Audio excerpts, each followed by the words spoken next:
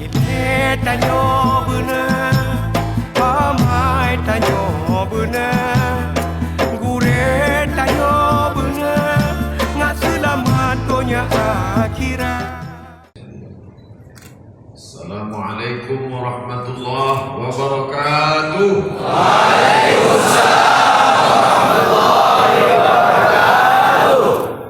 Alhamdulillahi wa kafa wassalatu wassalamu ala al-habibil mustafa wa ala alihi wa ashabihi ahli tuqa wal wafa. Subhanaka la ilma lana illa ma 'allamtana innaka antal alimul hakim. Rabbi shrah li sadri wa yassir li amri wahlul 'uqdatam min lisani yafqahu qawli.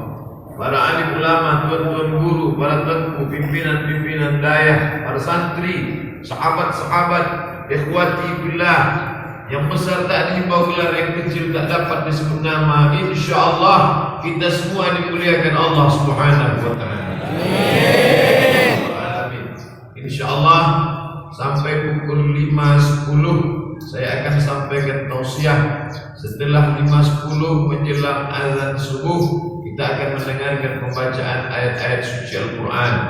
Maka dari saat ini ke pukul 5 saya akan berikan tazkirah ayat-ayat Al-Quran, hadis-hadis Nabi Muhammad sallallahu alaihi wasallam. Kemudian bila ada yang ingin ditanyakan, insyaallah kita akan jawab melalui tulisan di kertas. Dalam waktu 5-10 menit saya akan jawab yang bisa saya jawab. Yang tak bisa saya jawab akan saya bawa pulang. Saya cari jawabannya dan akan dituliskan di www.somatmorocco.blogspot.com.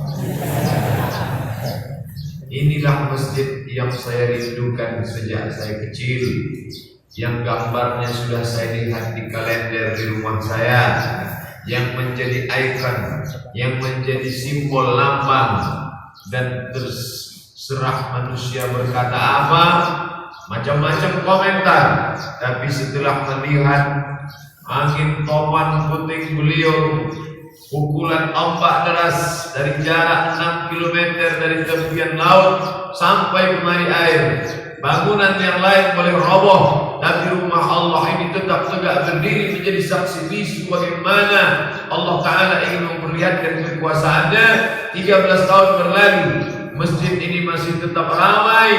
Dan kalau kiriman gambar-gambar ini diberikan ke seluruh penjuru alam, ditanya sholat apa ini, mereka akan berkata ini adalah sholat Jumat. Allahu Akbar. Sholat apa ini, mereka akan menjawab, kalau bukan Idul Adha ini Idul Fitri. Tapi jawaban akan berkata ini adalah sholat tahajud 13 tahun setelah tsunami terjadi. Allahu Akbar. Ternyata pukulan berat. Orang mengatakan musibah itu bisa membuat orang stres. Orang berkata mungkin akan ada anak-anak yang meninggalkan agama Islam karena sakit hati, murka pada Tuhan, tidak akan ada yang menyembah Allah. Salah. Buktinya 13 tahun berlalu, anak cucu kaum muslimin yang dulu ayah mereka, datuk mereka, pakcik mereka, sahabat mereka meninggal dunia, semuanya tetap berkata la ilaha illallah. Begitu kalimat itu tertancap di bumi ini, dari sejak Raja Agung Mulia Malikul Saleh sampai hari ini, sampai anak cucu kita, maka semuanya akan tetap sekali la ilaha illallah, sampai mati, sampai bumi tegak, sampai matahari runtuh, sampai hancur berkeping, semua akan tetap meneriakkan la ilaha illallah wa asyhadu anna Muhammadan Rasulullah. Allahu Akbar. Tidak akan pernah runtuh semangat itu dalam hati sanubari kita. Adapun orang-orang yang imannya pernah naik dan pernah turun, maka dalam kitab Sahih Muslim ada satu bab khusus, bab al-iman yazid, iman bertambah, wa yanqus, dan iman berkurang. Alhamdulillah, ketika bersama dengan orang-orang yang baik, hamba-hamba Allah di tempat yang paling baik, Baitur Rahman, bersama imam yang baik, hafal Al-Quran, mengkaji masalah-masalah yang baik, mengenal nikmat Allah, maka saat itu Yazid iman sedang berkumpul, iman sedang penuh sepenuh-penuhnya. Tapi ketika berada di tempat yang kurang baik, bersama orang yang tidak baik, membahas masalah-masalah yang tidak baik, maka saat itu iman turun. Andailah ada alat pengecek iman, nampak di situ no signal, tak ada sama sekali. Oleh sebab itu, alaikum bil jamaah, hendaklah kamu berjamaah.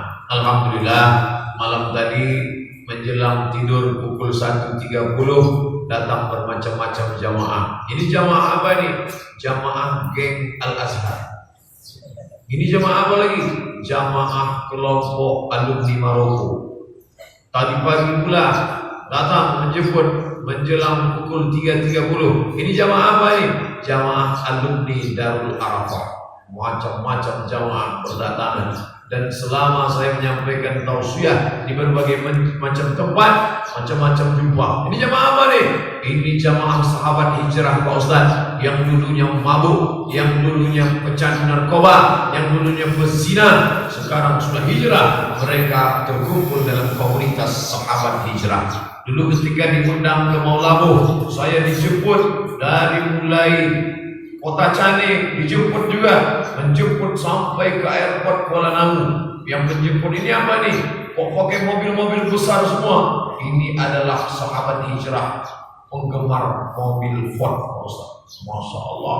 Ini sahabat apa nih? Kemarin ada pula komunitas di Pekanbaru, menjemput ke Masjid Raya, dibawa ke tempat pengajian. Ini apa nih? Geng motor, Ustaz. Lalu ketika gambar video saya diupload, komentar mereka, padahal ini motor jenis begal dan pembalap. Apakah Ustaz pembalap? Ya, sudah berbareng dia.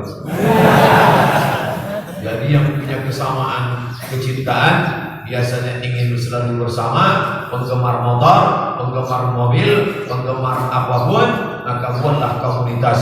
Ketika kemarin ceramah di Medan, tanya jawab dengan konferensi pers para pemberita-pemberita Islami kita, maka ini Ustaz ada salah satu pertanyaan dari komunitas. Ini komunitas apa nih? Komunitas jomblo sejati. Macam-macam komunitas. Oleh sebab itu, alaikum bil jamaah, hendaklah kamu berjamaah. Yang selama ini komunitasnya hanya nongkrong-nongkrong di tepi jalan. Kenapa anak-anak muda bisa nongkrong di tepi jalan sampai jam 3 malam? Ini apa namanya? Komunitas geng motor. Maka diajak ke masjid. Buktinya bisa berada di dalam masjid ramai pukul 3, pukul 4 malam. Ustaz somad ceramah aja, kami sudah kumpul, Ustaz tak datang. Ustaz pula terlambat. Saya mencari datang sudah, melaksanakan sholat juga di sebelah, dan hari ini berkumpul bersama sama-sama. Apakah kita ini yang lebih mulia Ustaz? Apakah yang lebih mulia Buya? Apakah yang lebih mulia itu adalah para tengku? Maka dalam Al-Quran dikatakan, inna akramakum indallah, orang yang paling mulia di sisi Allah, atqakum, yang paling takut kepada Allah Subhanahu wa ta'ala. Buah dari ibadah, buah dari tahajud, buah dari sholat, buah dari puasa sunat adalah rasa takut kepada Allah Subhanahu wa ta'ala.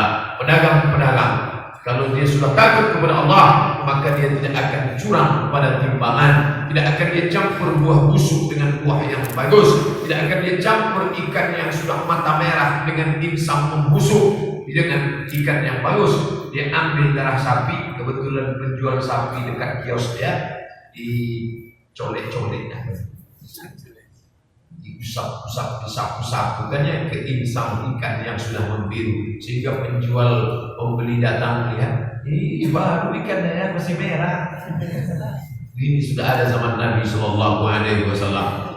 Nabi memasukkan tangannya ke dalam barang dagangan. Ya sahibat ta'am, hai penjual makanan, mahada, apa ini? Kenapa yang di dalam ini basah, yang di luar nampak kering, bagus? Padahal kurma gandum kalau sudah basah, maka dia akan membusuk, maka dia akan berjamur. Kenapa yang dalam ini basah? Apa kata dia? Asabahul matar, asabahul matar, kena hujan ya Rasulullah. Maka kata Nabi, man ghasyana falaysa minna, siapa yang menipu kami, siapa yang curang, falaysa minna, maka dia bukan golongan kami. Wa may yaghlul, siapa yang curang, wa may yaghlul, siapa yang menipu, Ya'ti ma'allah yawmal qiyamah, dia akan membawa kecurangannya, dia akan membawa segala tipu-tipunya ketika menghadap Allah Subhanahu wa taala. Makanya nanti kata Nabi di akhirat ada yang mati menghadap Allah membawa kambing. Ilmu tanyo benar, amai tanyo benar, gure tanyo benar, ngak selamat dunia akhirat.